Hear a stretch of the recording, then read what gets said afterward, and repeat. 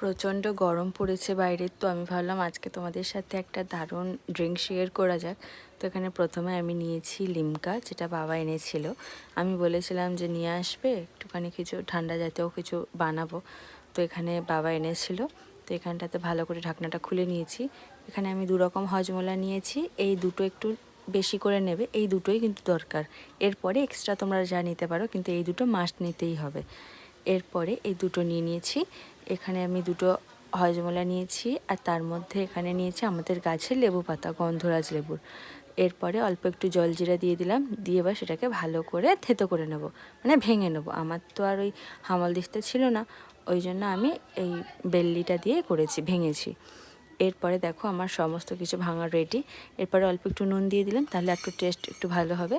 এরপরে লিমকাটা ঢেলে তার উপর থেকে গ্লাসটা দিয়ে দিলাম। আর যা দারুণ একটা ভিউ হলো না, তোমাদের সাথে কী বলবো। এরপরে ভালোভাবে একটু মিশিয়ে নিলাম, ব্যাস আমার রেডি মশালা সোডা। কেমন লাগলো তোমাদের অবশ্যই কমেন্ট করে জানাবে, আর কে কে এমনভাবে খাও সেটাও কিন্তু আমায় কমেন্ট করে জানাবে।